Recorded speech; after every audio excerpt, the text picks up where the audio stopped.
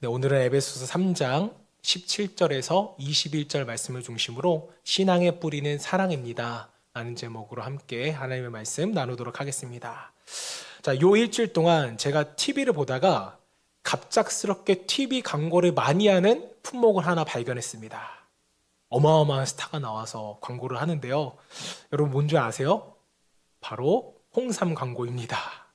임시 중에 제일 유명한 임영웅이라는 가수분이 나와서 이 홍삼을 선전하셨는데요. 요즘 TV에 굉장히 많이 나오더라고요. 자, 여러분 여기서 퀴즈입니다. 왜 갑자기 홍삼 CF가 TV에 많이 나올까요? 5월은 가정의 달이잖아요. 어버이날도 있고 스승의 날도 있기 때문에 홍삼을 많이 선물하라는 것입니다. 자, 지금도 광고 문구로 쓰이는지 모르겠는데 한동안 홍삼으로 마음을 전하세요 라는 광고 문구 있었잖아요. 기억나세요? 네, 그런데 이 문구를 곰곰이 생각해 보면 누군가를 우리가 사랑한다는 것과 그 사랑하는 마음을 선물로 전달할 때 이 두 개가 항상 좀 같이 가는 것 같아요. 사랑한다는 마음을 표현할 때 주로 우리가 사용하는 게 뭐예요? 선물이잖아요. 선물을 주면서 내 마음을 전달한 것 아닙니까? 자, 그런 의미에서 다는 아니지만 선물이라는 것은 나의 마음을 표현할 때 아주 전달할 수 있는 굉장히 좋은 수단이 되기는 합니다. 자, 그런데 한편으로는요, 이 선물이라는 게 악용될 수 있다는 것이죠. 자, 예를 들어서 저 사람을 사랑하지 않습니다. 근데 좋은 선물을 줘요. 그래서 상대방으로 하여금 내가 그 사람을 사랑하고 있다라고 느끼게끔 만들 수 있다는 것입니다. 사랑이 없는데, 거짓말인데 그냥 선물을 줌으로써 사랑한다고 느끼게 할 수 있는 것입니다. 자, 그리고 또 선물이 잘못 쓰여지는 것 중에 하나는요, 정말 사랑해서 정말 정성껏 선물을 준비했어요. 자, 그런데 받는 사람이 선물에만 관심을 갖는 거예요. 이거 맛있는 거네? 이거 예쁘네? 선물만 받고 준 사람에 대한 사랑과 정성에는 전혀 신경 쓰지 않는 것입니다. 자, 이제 더한 것은요, 선물에 대해서 뭐라고 하는 거예요. 뭘 이딴 걸 사왔어? 왜 이런 걸 나한테 주는 거야? 이런 거 주는 거 보니까 날 사랑하지 않는구나. 뭐 이렇게 왜곡을 한다면 아주 황당하겠습니다. 자, 선물이라는 것이 사랑의 마음을 잘 전달할 수 있는 수단이 될 수 있지만 이 선물만 가지고는요, 그 사람의 마음을 우리가 좀 파악하기 힘들 수도 있고 주는 사람의 마음을 못 읽을 수도 있다라는 것을 말씀드리고 싶습니다. 자, 이런 맥락에서 저는 예수님의 십자가를 여러분들과 나누고 싶습니다. 예수님은 우리를 정말 사랑하셨잖아요. 저를 사랑하시고 여러분 각자 한 명 한 명을 예수님은 사랑하셨습니다. 얼만큼 사랑하셨나요? 자기 생명을 주기까지 우리를 사랑하셨습니다. 자, 요한복음 15장 13절 말씀을 보니까 이렇게 되어 있습니다. 사람이 친구를 위하여 자기 목숨을 버리면 이보다 더 큰 사랑이 없나니. 사람이 친구를 위하여 목숨을 버리는 것보다는 큰 사랑이 없다고 성경은 말합니다. 자, 사람에게 있어서 목숨을 내어줄 수 있다면 그것은 정말 찐 사랑이라는 것이죠. 저도 저랑 친구를 또 생각해 보면 좀 친한 친구를 생각해 보겠습니다. 내가 과연 이 친구를 위해서 나의 목숨을 버릴 수 있을까? 생각해 보면 100% 못하겠더라고요. 99%도 아니라 100% 저는 친구를 위해서 저의 목숨을 버릴 수 없을 것 같습니다. 솔직히 말하면 처음부터 끝까지 자신이 없어요. 그나마도 가능한 건 누구죠? 우리의 가족, 자녀들을 위해서는 이것이 가능합니다. 자, 그리고 남편, 시어머니, 시누이를 위해서 가능하겠냐고는 제가 묻지 않을게요. 자, 이런 혈연 관계면 모를까? 그냥 친구를 위해서 내가 죽을 수 있을까? 그래서 아마 이 땅에서 가장 큰 사랑이 목숨을 내어놓는 것이다. 이런 의미로서 성경은 우리에게 말씀하고 있는 것 같습니다. 자, 그런데 예수님이 우리를 위해서 죽으실 때는 우리가 예수님의 친구 되었기 때문에 예수님이 나를 위하여서 목숨을 버리셨나요? 그게 아니거든요. 로마서 5장 10절 말씀 보세요.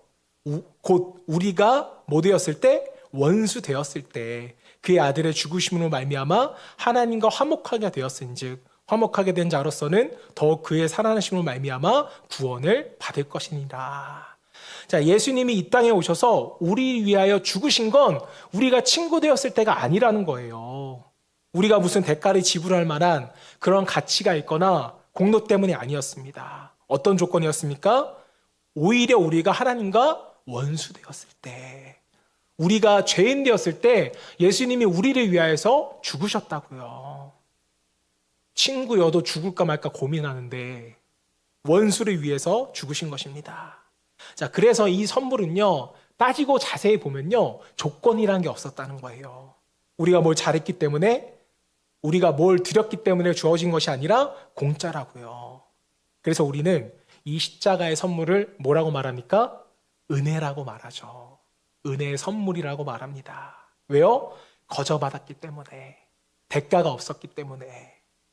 자, 우리에게 주신 십자가는요, 마치 암 환자가 암을 치료할 수 있는 약을 거저받은 것과 같다라는 것입니다.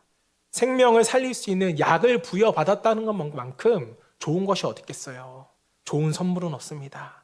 아마 평생 잊지 못할 가장 좋은 선물이고 약일 텐데, 자, 그런데 이 예수님의 십자가는요, 사실 암 환자를 낫게 하는 것과는 차원이 다르다는 것이죠. 왜 그럴까요? 영생하게 하는 선물이거든요. 죽지 않음, 천국을 우리에게 허락하셨습니다. 자, 그래서 이 십자가보다 더 큰 은혜의 선물은 없다고 해도 과언이 아닐 것입니다. 자, 그런데 문제는 뭐냐면요, 우리가 십자가를 통하여서 영생을 선물로 받은 이후에 나의 구원에 대해서, 이 선물에 대해서 집중하다 보니까 예수님이 이 선물을 나에게 주셨을 때 어떤 마음이셨을까? 어떤 마음으로 이 십자가를 나에게 주셨을까? 우리는 이것을 너무나도 쉽게 놓친다는 것입니다. 저희 집에는요, 어린 자녀가 있다 보니까 이 아이가 어린이집이나 유치원을 갔다 오면 생일 파티를 하잖아요. 생일 파티를 하면 쇼핑백에 선물을 한가득 가져옵니다. 왜 그럴까요? 친구들이 이 한 명을 위해 다 그날은 선물을 준비하거든요.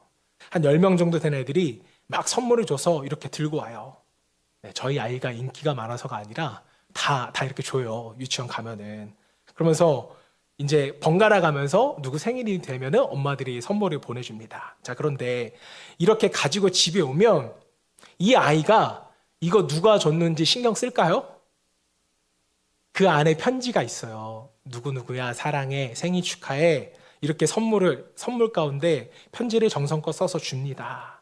그런데 이거 신경 써요, 안 써요? 신경 안 써요. 편지 읽어요, 안 읽어요? 안 읽어요.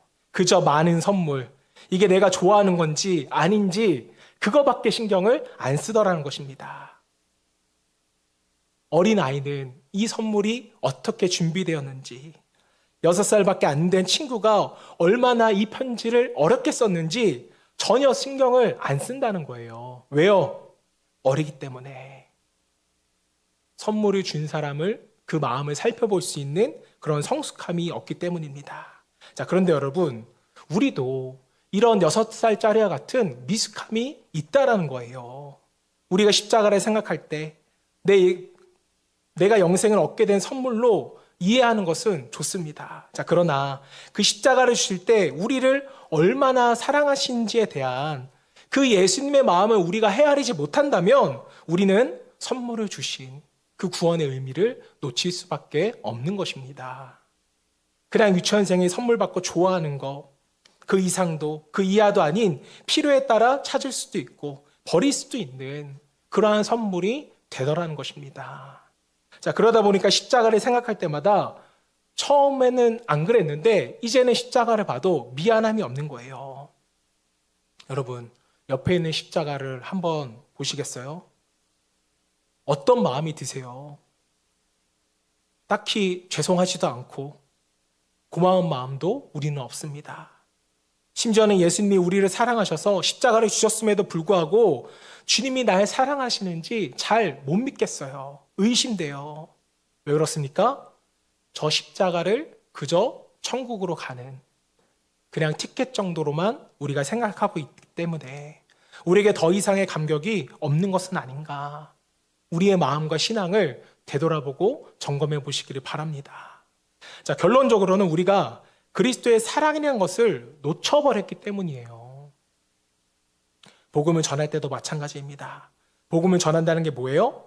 예수 천국, 불신 지옥, 이 공식을 사람들에게 말하는 건가요? 아니죠. 구원은 하나님이 이 세상을 얼마나 사랑하시고 당신을 사랑해서 십자가를 지셨고 그 십자가가 선물이라는 것을, 널 구원했다라는 것을 하나님의 마음을 전하는 게 전도라는 거죠.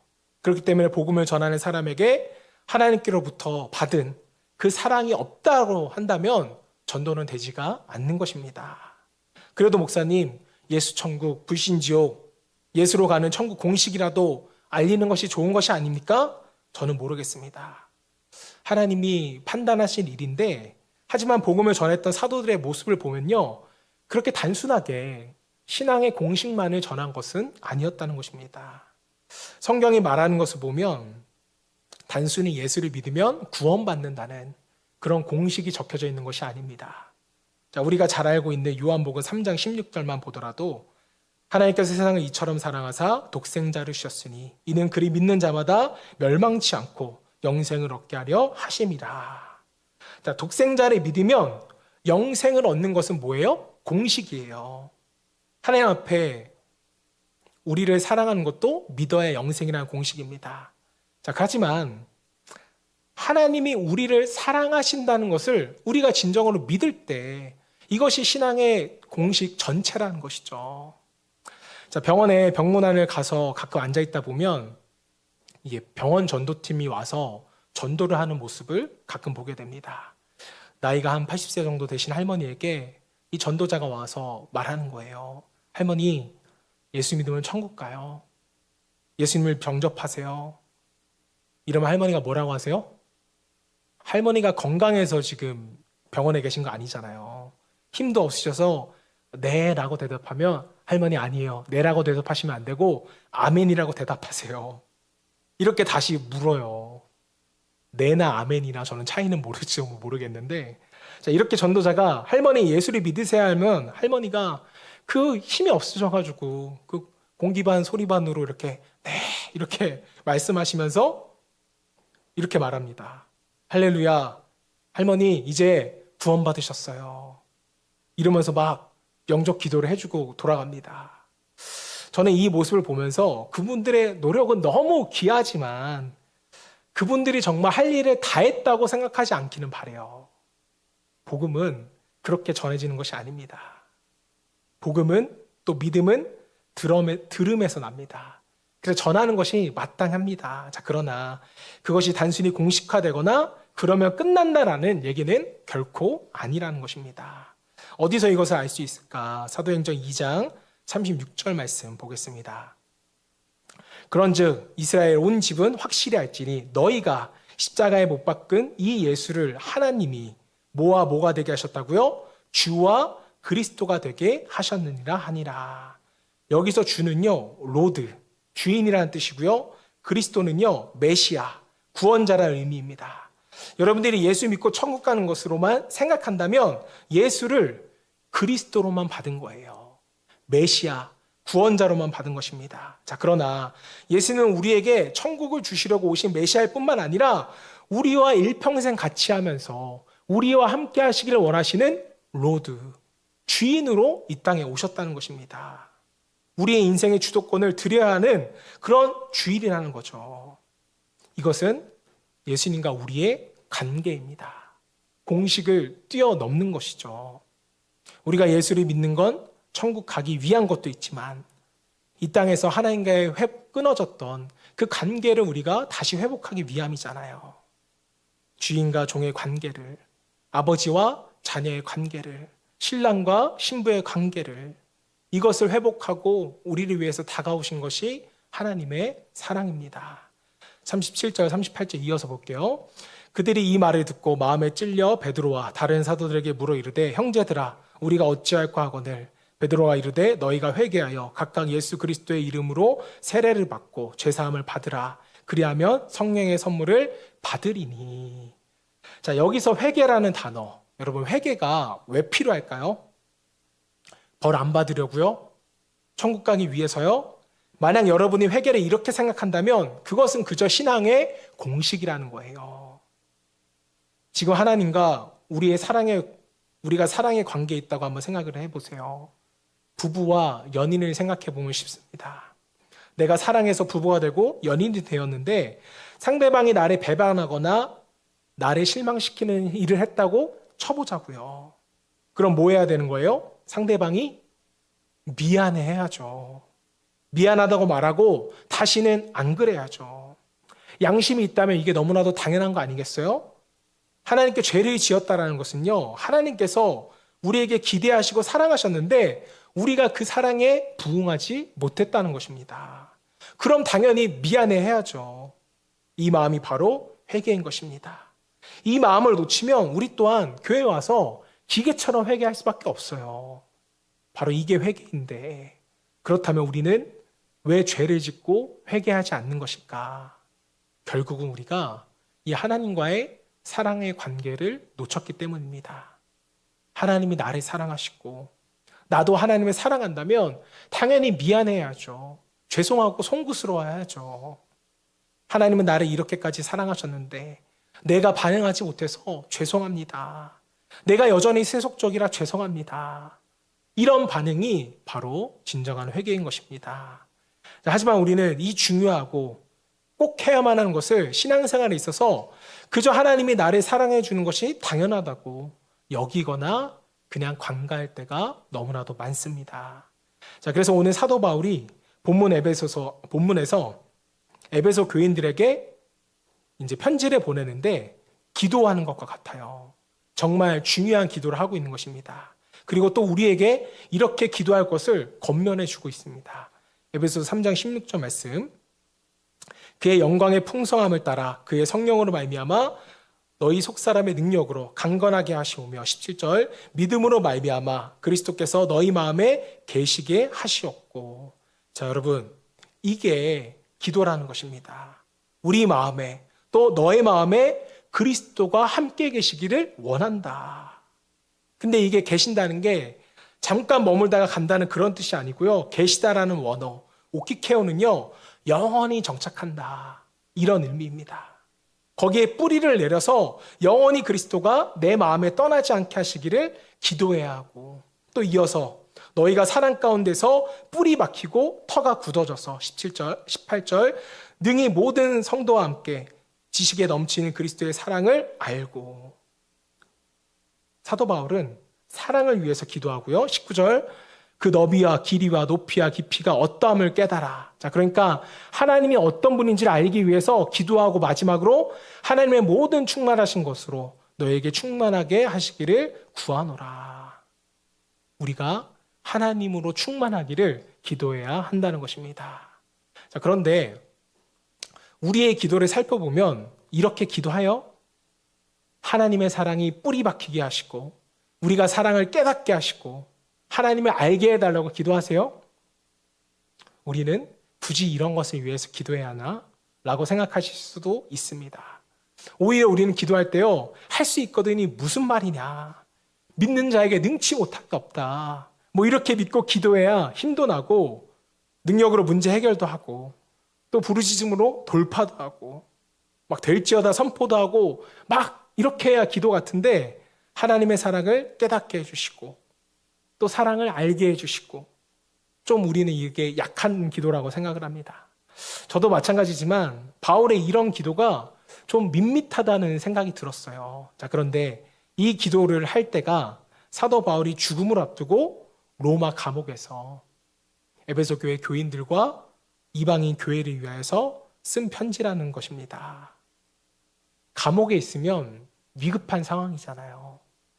하나님 살려주세요. 감옥에서 꺼내주세요. 나가게 해주세요. 이런 기도가 나와야 하는데 그게 아니라 교인들에게 너희가 예수 그리스도의 사랑을 정말 알기를 원한다, 이렇게 사도 바울이 기도를 하는 것입니다. 놀라운 일 아닙니까, 여러분?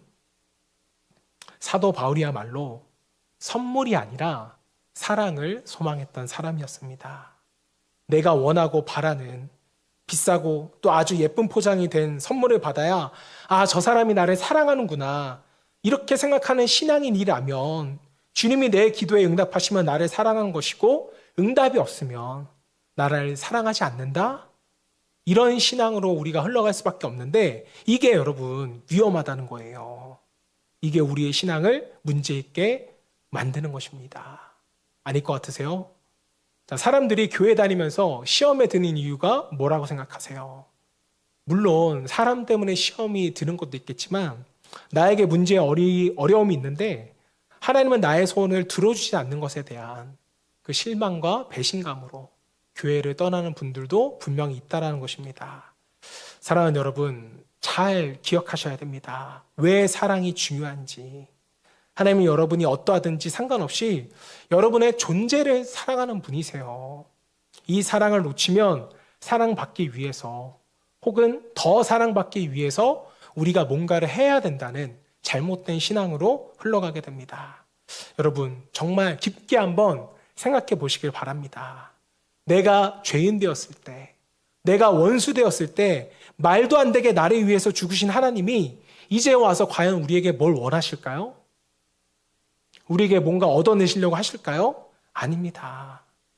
우리가 처음에는 은혜로 시작했어요. 하지만 시간이 지나면서 자꾸 내가 뭔가 하나님께 해야만 한다는 율법의 리스트를 만들어서 신앙생활을 시작하는 것입니다. 그저 스스로를 옥죄는 거죠. 로마서 말씀 보세요. 8장 38절. 내가 확신하노니 사망이 뭐예요? 인간이 제일 두려워하는 게 사망이잖아요. 그런 두려움이 올 때나 생명이나 천사들이나 권세자들이나 현재일이나 장래일이나, 자, 현재일이나 장래일이나 둘 다 불확실한 거는 매한가지잖아요. 어떻게 될지 모르잖아요. 능력이나 39절 높음이나 깊음이나, 높음과 깊음은 뭐예요? 내가 다다를 수 없는 그런 인생의 한계들, 또 다른 사람에게부터 오는 위험한 이런 문제가 있을 때, 또 다른 어떤 피조물이라도 우리 주 그리스도 예수 안에 있는 하나님의 사랑에서 끊을 수 없으리라. 예수 안에 있는 하나님의 사랑은 그 누구도 끊을 수 없다. 이게 진리고 복음이고 하나님이 우리를 향한 사랑이라는 것입니다. 저는 시편 139편 말씀을 좋아하는데요. 여러분들이 같이 한번 읽어보셨으면 좋겠어요. 7절 말씀. 내가 주의 영을 떠나 어디로 가며 주의 앞에서 어디로 피하니까. 내가 자, 하늘은 가장 높은 곳이죠. 자, 여기에 올라갈지라도 거기 계시며 스올이라는 게 뭐예요? 가장 밑바닥이 스올입니다. 스올에 내 자리를 펼칠지라도 거기 계시니이다. 내가 새벽 날개를 치며 바다 끝에 가서 거주할지라도 거기서도 주의 손이 나를 인도하시며 주의 오른손이 나를 붙드시리이다. 여러분, 혹시 범죄하셨나요? 하나님과 좀 멀어진 것 같아요? 자, 그러나 하나님의 사랑은요, 거기도 있다라는 것입니다. 내가 있는 자리에 하나님의 사랑이 언제나 함께 하신다는 거예요. 이 말씀의 연장선상에서 오늘 본문인 에베소서 3장 18절 19절 말씀을 한번 보세요. 능히 모든 성도와 함께 지식에 넘치는 그리스도의 사랑을 알고, 자, 지식이 넘친다는 게 무슨 말일까요? 인간의 지식으로는 해석할 수 없는, 우리의 지식을 초월하는 그 상상 이상의 사랑이라는 뜻입니다. 누구의 사랑이요? 하나님의 사랑이. 한 번도 본 적 없는 그 사랑을 너희가 알라는 거예요. 19절 말씀. 그 너비와 길이와 높이와 깊이가 어떠함을 깨달아 하나님의 모든 충만하신 것으로 너희에게 충만하게 하시기를 구하노라. 그 사랑의 너비와 길이와 높이와 깊이가 어떠한지 우리가 깨달아야 한다는 것입니다. 자, 보세요. 시편 139편에 우리가 하나님을 떠나서 가장 멀리 갔습니다. 하늘 끝에도 가보고 바다 끝에도 가봤어요. 자, 그러나 그 어떤 것도 하나님의 사랑이 미치지 않는 곳은 있다 없다? 없다. 그 높이와 길이와 너비와 사랑으로 우리를 사랑하고 계신다는 것입니다. 아무리 도망가도, 우리가 아무리 숨어도 하나님이 잡았다 요놈, 내가 널 사랑할 거야. 바로 이런 사랑이라는 거예요. 하나님의 사랑이. 여러분, 우리에게는 이 사랑과 이 믿음이 필요합니다. 사랑의 하나님께서 우리의 주가 되신다는 그 믿음이 우리에게 분명히 필요해요. 그것은 우리를 구원하실 때도 그랬고 지금도 그러하며 앞으로도 그러할 것입니다. 이것을 안다면 우리도 사도 바울의 기도를 통해서 배워야죠. 그래서 우리가 기도해야 될 두 가지의 기도 제목을 나누길 원하는데요. 자, 지난주 말씀이 모든 것을 아시는 아버지 하나님께 기도하는 것이 전제였다면 오늘도 역시 기도의 전제에 대해서 말씀을 나누려고 합니다. 짧게 두 가지만 나눌 텐데요. 자, 첫 번째로 우리가 기도할 때 그리스도의 사랑의 뿌리를 내리게 해달라고 여러분들이 기도하셔야 됩니다. 자, 그리스도의 사랑의 뿌리 내린다는 뜻이 뭐냐면요. 그리스도께서 나를 얼마나 사랑하셨는지에 대한 확신을 가지라는 얘기예요. 그리고 그리스도가 내 인생을 끝까지 사랑으로 인도하실 것이라는 그 확신, 이것을 의미합니다. 자, 이것이 우리 신앙의 뿌리가 되어야 돼요. 우리는 신앙생활을 하면서 내가 하나님께 무엇을 해야 된다라는 생각을 할 때가 참 많은 것 같습니다. 이게 다 틀린 얘기는 아니에요. 자, 그러나 전제가 있다는 거예요. 내가 하나님께 무엇을 하기 전에, 무언가를 드리기 전에 우리가 먼저 깨달아야 될 것이 있는데 바로 하나님이 나에게 먼저 무슨 일을 하셨는가. 우리는 이것을 알아야 합니다. 내가 무슨 일을 하는 건 그 다음의 이야기예요. 하나님이 나에게 어떠한 일들을 행하셨는가. 이것을 우리가 먼저 주목할 수 있어야 됩니다. 자, 여러분들이 하나님을 사랑하려고 시도하기 전에 하나님이 먼저 나를 사랑하셨습니다. 앞으로도 또 지금도 하나님은 언제나 나보다 먼저 나를 더 사랑하십니다. 자, 때문에 우리의 믿음이 그리스도에 대한 사랑으로 뿌리를 내리지 못하고 약해지면 어떤 증상이 나올까요? 자, 그리스도에 대한 사랑을 우리가 믿지 못하면 로마서 8장에 끊을 수 없는 그 사랑의 반대가 돼버리는 것입니다. 끊을 수 없는 사랑의 반대가 뭔가요? 사망이죠. 죽음에 대한 두려움이 우리에게 옵니다. 죽으면 어떡하지? 죽음에 대한 두려움에 휩싸이고 장래일에 대한 불확실성. 내가 잘못되면 어떡하지? 우리 가족이 잘못되면 어떡하지? 밤잠 못 자고. 또 인생의 한계를 만날 때 이건 내가 감당할 수 없는 것인데 어떡하지? 사람이 나를 해코지하려는 위협이 올 때마다 낙담과 절망에 빠져버리는 그런 비참한 자리로 우리가 갈 수밖에 없는 것입니다. 자, 그리고 나서는 이런 사망의 자리에 내가 빠지지 않게 하기 위해서 내가 하나님의 사랑을 더 받아야 돼. 하나님의 사랑을 쟁취해야 돼야. 그럼 나는 그 사랑을 받기 위해서 뭘 해야 되지? 라고 하면서 우리의 신앙이 더 율법적으로 나아가는 것이죠. 여러분, 확신하시기를 바랍니다. 그리스도의 사랑은 그런 게 아니에요. 그렇게 지식적인 사랑도 아니고 우리의 수준의 사랑도 아닙니다. 우리는 좀 남이 잘못하면 그 사람이 밉잖아요. 잘해주고 싶은 마음이 사라집니다. 자, 그런데 이런 인간의 낮은 수준으로 하나님의 사랑을 바라보니까 내가 조금 잘못한 거 가지고 하나님이 나를 치시면 어떡하지? 나를 미워하면 어떡하지? 이 수준에 빠져서 우리가 두려움으로 또 우리의 삶을 살아갈 수밖에 없게 되는 거 아니겠습니까? 자, 왜 이런 현상들이 나타날까요? 그리스도의 사랑이 내 심령과 신앙 가운데 뿌리 박혀 있지 못했기 때문입니다. 자, 그래서 사도 바울도 너희가 이것을 위하여 기도하라고 권면을 했던 거예요.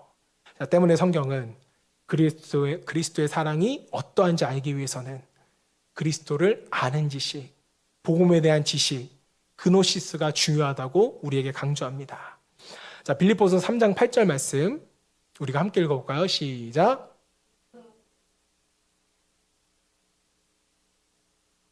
가장 고상하기 때문이라. 여기까지.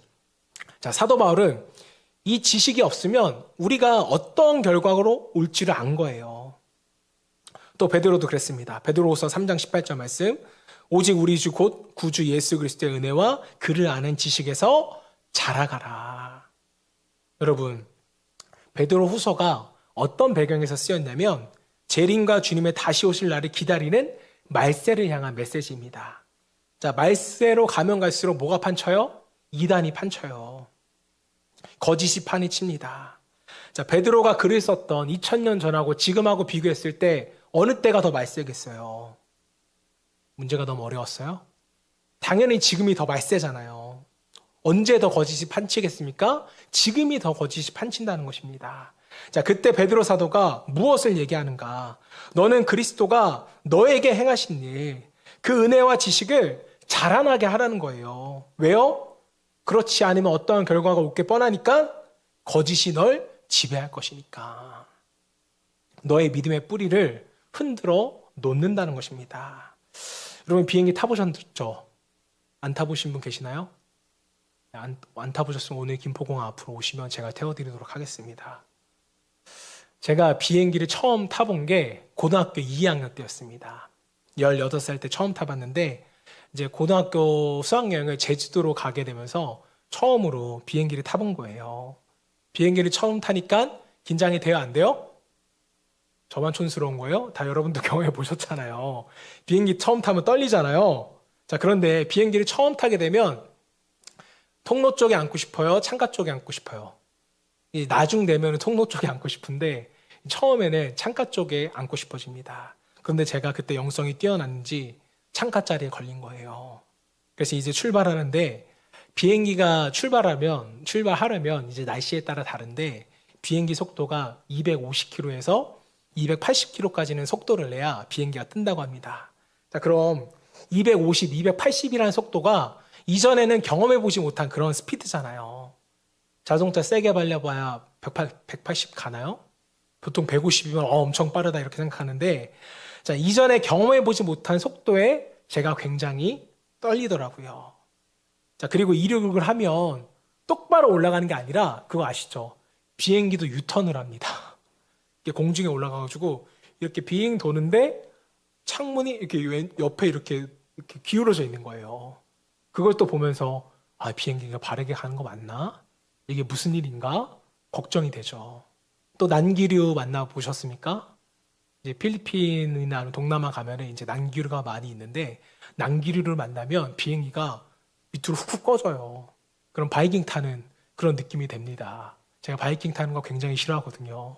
그러한 느낌이 들 때마다 아, 또 이거 잘못되는 것이 아닌가 이런 걱정을 많이 했던 첫 비행이 생각이 납니다.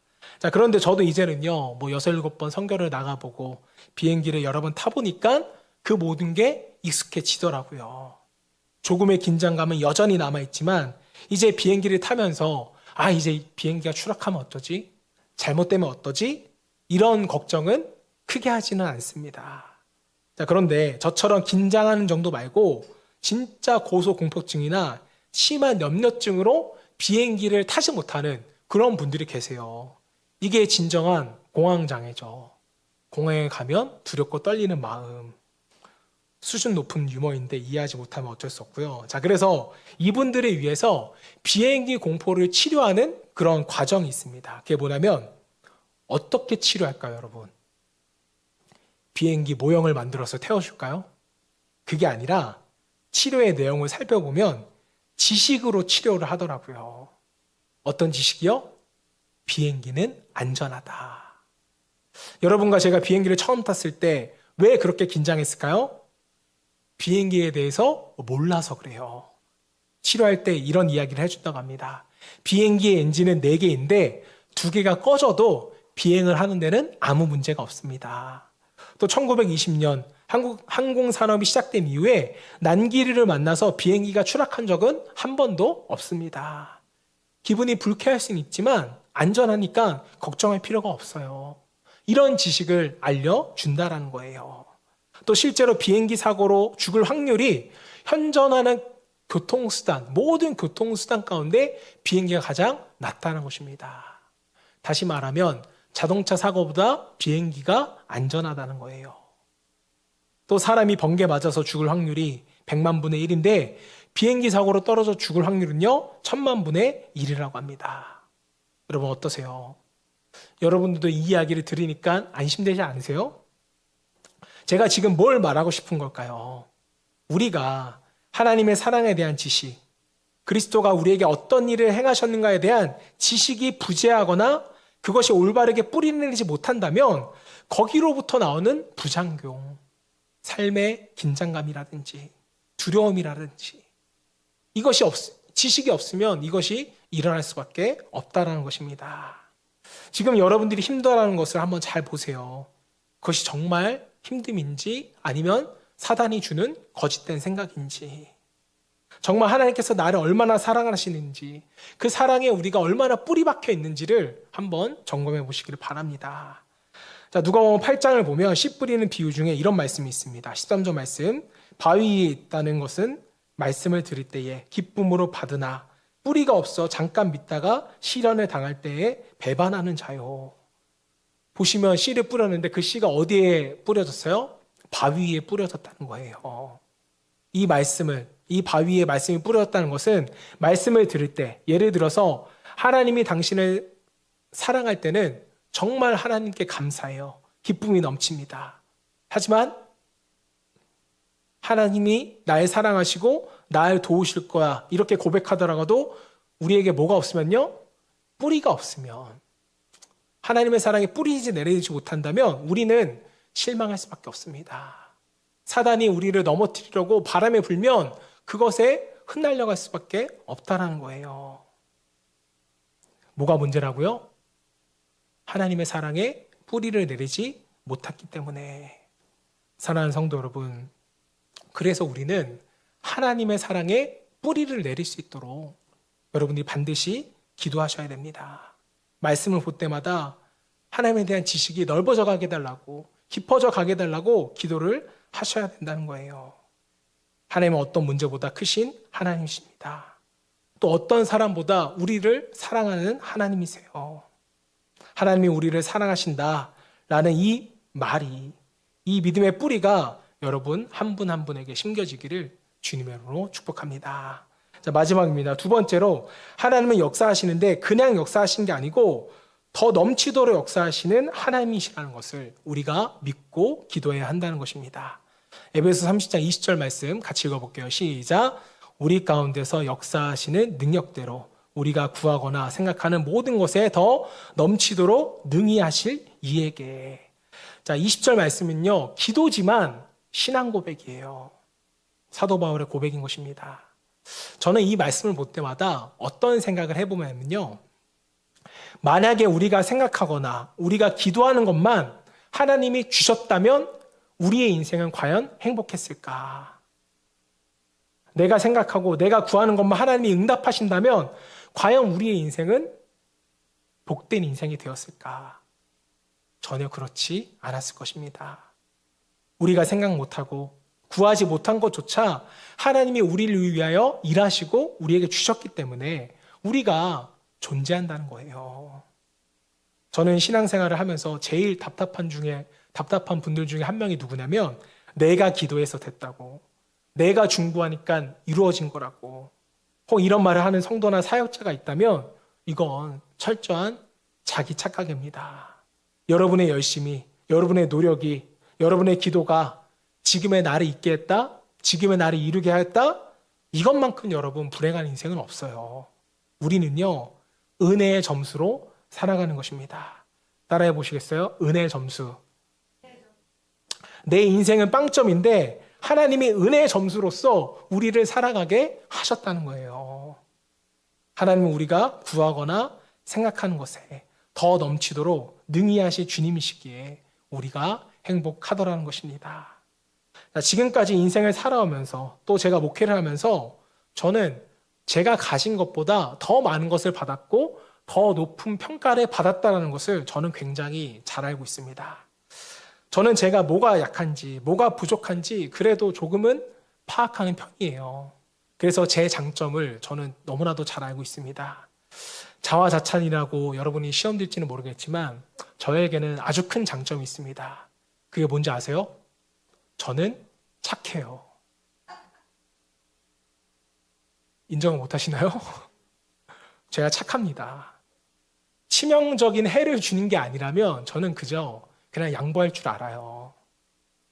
부모님이 물려주시고 하나님이 주신 성품이겠죠. 자, 그리고 이것을 말고는 제가 부족한 것을 잘 알기 때문에 하나님께 매달리는 게 있다면 저는 하나님께 사실 구체적으로 구하는 게 별로 없습니다. 그냥 하나님 다 아시죠? 은혜 주세요. 그냥 이렇게 은혜 구하면서 은혜 점수로 살아가요. 왜요? 제가 얻는 점수보다 하나님이 은혜로 주시는 점수가 더 높거든요. 저는 이것을 압니다. 그래서 그냥 은혜를 구하며 은혜 점수로 살아가는 거예요. 저는 이것을 알기 때문에 행복하고 두렵지가 않습니다. 정도야 다르겠지만 저는 성도님들도 마찬가지라고 생각해요. 성도님도 한번 잘 생각해 보세요. 여러분이 지금까지 노력하신 것보다 하나님이 덜 주셨나요? 더 주셨나요? 분명히 더 주셨을 거예요. 우리 자녀가 이렇게 훌륭하게 자랄 줄 아셨어요? 네? 강권사님, 우리 두 딸이 이렇게 훌륭하게 자랄 줄 아셨어요? 어디 가서 여기까지 하겠습니다. 더 주셨어요.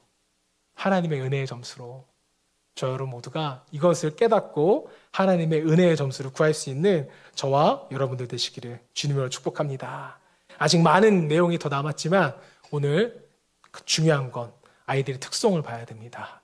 그래서 여기까지 말씀을 줄이려고 하는데, 자, 오늘 우리가 말씀을 듣고 우리의 삶을 살아가다 보면 끊임없이 유혹이 또 몰려올 거예요. 내가 이렇게 해야 하나님이 뭘 주시겠지. 이 정도 했으면 하나님이 나에게 뭘 주셔야지. 이런 불신앙의 믿음이 올려올 때마다 다시금 성도님들의 신앙을 점검해 보셨으면 좋겠습니다. 나를 사랑하시는 그 하나님의 사랑에 나의 믿음의 뿌리가 박혀 있는가? 내가 생각하는 것보다 나에게 더 큰 것을 이루고 주실 그 하나님의 사랑을 내가 신뢰하고 있는가? 이 두 가지를 놓고 우리가 끊임없이 하나님과 함께 한다면, 또 기도한다면 우리의 아버지 되시고 주인 되시는 하나님께서 우리의 인생을 책임져 주시라 믿습니다. 저 여러분 모두가 나의 노력이 아니라 하나님의 은혜의 점수로 살아가기를 주님의 이름으로 축원합니다.